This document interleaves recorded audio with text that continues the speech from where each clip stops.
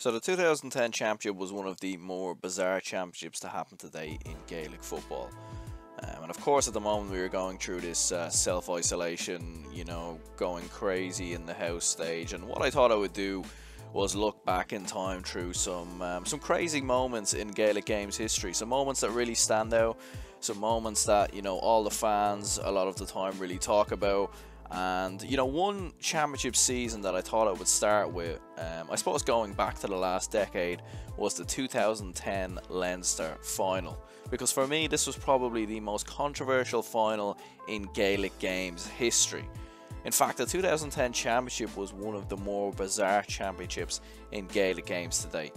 The 2010 championship was that unusual because all four provincial winners, Kerry, Meath, Roscommon and Tyrone, were knocked out in the All-Ireland quarter-finals. I mean, that's a bizarre situation in itself. I mean, imagine winning your provincial championship only to lose in the quarter-finals and then realise that all the provincial winners also lost in their quarter-finals. It was a very strange season. And in fact, what made it even more bizarre was that even all of the beaten finalists were beaten in the final round of the All-Ireland qualifiers. So that meant the likes of Kerry and Sligo were beaten by Down, Meath and Monaghan were eliminated by Kildare, Roscommon and Limerick were defeated by Cork, and Tyrone and Louth would be knocked out by Dublin. In fact, in the 2010 championship there's a number of different circumstances we could speak about. We could talk about how Down reached their first All-Ireland final in 16 years, beating the likes of Kildare and current holders Kerry along the way. I mean, Down were one of the surprise packages in 2010. Nobody could have ever imagined that they would go all the way to an All-Ireland final, and considering that Down have come nowhere near since, this was certainly a 1 in a million opportunity and a very surprise season for a county like Down. Another thing we could speak about, of course, is Dublin's rejuvenation. Their 11-point defeat in an embarrassing display against Meath would result in the reinvention of themselves, slightly adjusting the way they play and changing their mentality around Dublin football in an attempt to end an All-Ireland drought of their own. Of course, another thing we could speak about is the eventual All-Ireland winners in Cork. Conor Coonahan leading this Cork side to an unlikely All-Ireland triumph, just their 7th in Gaelic football to date. Although all of the big counties would really misunderperform in this All-Ireland season, Cork were the ones to take full advantage, and they would be the side who would eventually beat Down in that All-Ireland final to claim that 7th All-Ireland triumph. But again, that's a story for another day, and instead we turn our focus towards perhaps the most controversial and bizarre final in the history of Gaelic football. I mean, I remember the 2010 Leinster Championship very vividly. Of course, as a Dublin fan, it's probably a championship I shouldn't remember, but the reason why I remember it so well was because of this final, and it was because it was just bizarre. It was very strange. The fact that Louth, one of the smallest counties in Ireland, would be the ones to make the Leinster final was very strange in itself, as it presented an unlikely opportunity to win a Leinster championship that had been won by Dublin in the previous 5 years and every year after the 2010 Leinster final.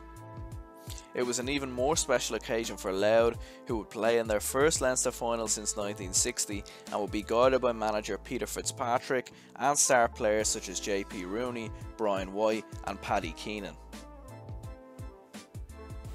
It was undoubtedly the biggest moment for a generation of Louth supporters, and despite being underdogs against the Meath side that boasted talents such as Stephen Bray and Joe Sheridan, they felt as though an upset was always on the cards.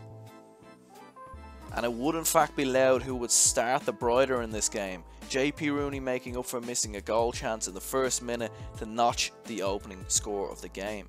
And both sides were certainly showing signs of nerves by missing easy scoring chances, but it was Louth who would control the early tempo of the game, but it would be Meath who would notch in front, leading by 3 points at half time. And a constant theme throughout this game was Meath would, interestingly enough, constantly misjudge the bounce of the ball throughout this game.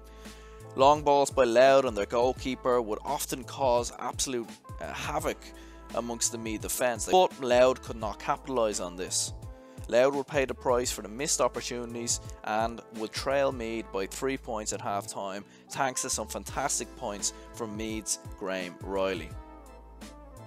Louth would hit back with 3 points of their own at the start of the second half, however, and the finest of them coming from Colm Judge. And then on the 62nd minute, Louth hit the jackpot. This was the moment that all Louth fans waited for. An extraordinary finish from JP Rooney sent Louth fans into ecstasy as they edged closer to their first Leinster title in half a century. I mean, it was there for Louth.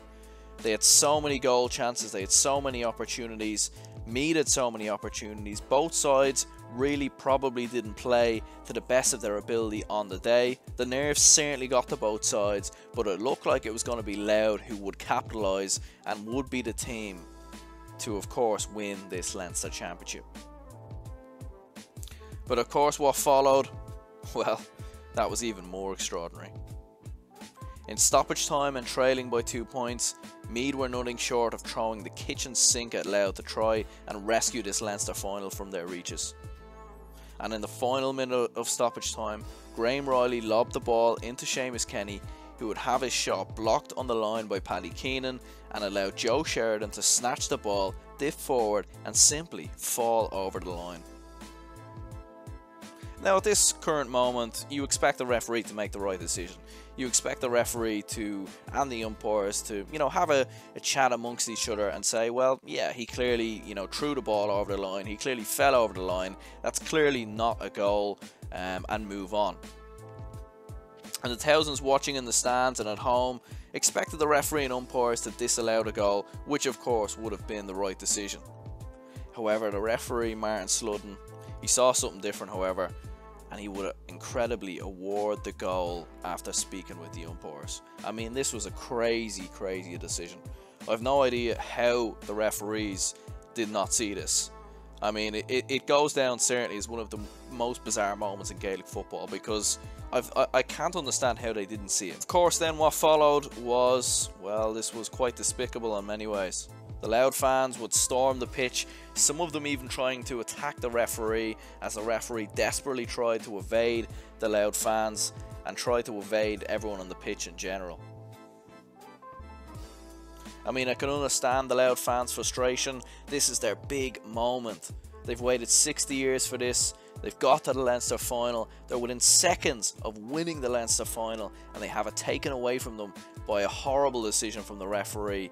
But I mean, does that warrant the fans running on the pitch trying to attack the referee? Of course it doesn't. Of course it doesn't. And that certainly was unacceptable. And in many ways it changed the way we looked at Gaelic football perhaps forever.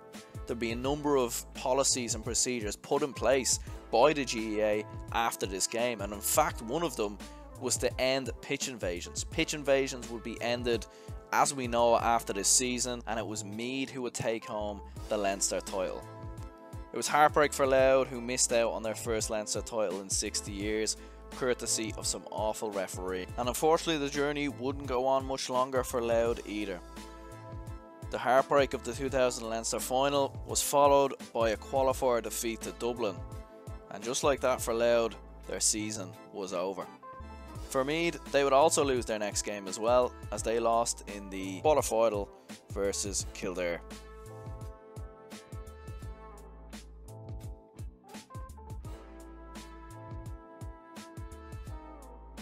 I mean, it is kind of funny that both of these two teams obviously went on to actually lose their next game. I mean, it's as if the events of this final just weigh too much on them. Maybe Meath just sort of crumbled to the pressure a little bit. Although they were coming up against a very good Kildare team at that current time. And obviously Louth, I mean, the heartbreak, the emotion that it took out of them, it was just too much. And coming up against a Dublin side that, of course, we were saying earlier was rejuvenated, it was always just going to be a very difficult task for Louth. Of course though, let's not forget that this game was very close to becoming a replay. Louth put in an appeal to the GAA, which the GAA kind of took their time over it, they looked over it, but apparently they were happy to go ahead with a replay. And at first it was understood that a lot of the players on the Meath team were happy to go ahead with a replay as well. However, it was later found, due to a number of reports from various media outlets, that Meath decided that no, the replay is just not happening whatsoever. and we're just going to carry on as normal. Now, I mean, it's an interesting situation. You'd have to imagine if this was, let's say, Meath versus Dublin. I have a funny feeling this might have went to a replay. You know, if it was one of the bigger counties, maybe if it was Cork, if it was Galway, you get the feeling that possibly a replay would have happened here. And that's what a lot of Louth fans go back and argue, is the fact that because they were such a small county with such limited resources, they feel as if though they were really hard done by. And to be fair, it's very easy to understand that. And to be fair, I mean, can you really blame Meath for not wanting to go to a replay? I mean, at the end of the day, it wasn't their fault. I mean, yes, Joe Sheridan threw the ball over the line, but at the end of the day, it was the referee and the umpires. They're the ones who made the wrong decision in the end. And I mean, Meath as a team, they felt as if, well, look, listen, we're going to carry on as normal. We're going to play our quarter-final versus Kildare. We don't need to play another game. And to be fair, you can kind of understand it from Meath's point of view as well. But anyway, that is going to be the end of the video. If you have enjoyed this video, do leave a like, leave some comments down below. Let me know what you thought of the whole situation back in the 2010 championship. I am going to be dropping a couple more videos similar to this one over the next coming weeks. I'm currently working on a video about Mayo and why they haven't won All-Ireland in such a long time. But I'm going to speak about that a little bit, a couple of other things that I'm working on as well. So let me know down in the comments below what you thought of this video. And yeah, lads, I mean, it's a crazy situation. I guess we'll leave it on, will Louth ever get this close to winning a Leinster title again? I mean, when you look at the situation that Dublin are in, it just looks very, very unlikely. You know, there's already a number of counties ahead of a team like Louth. So, heartbreak for Louth, but will they ever win a Leinster title again?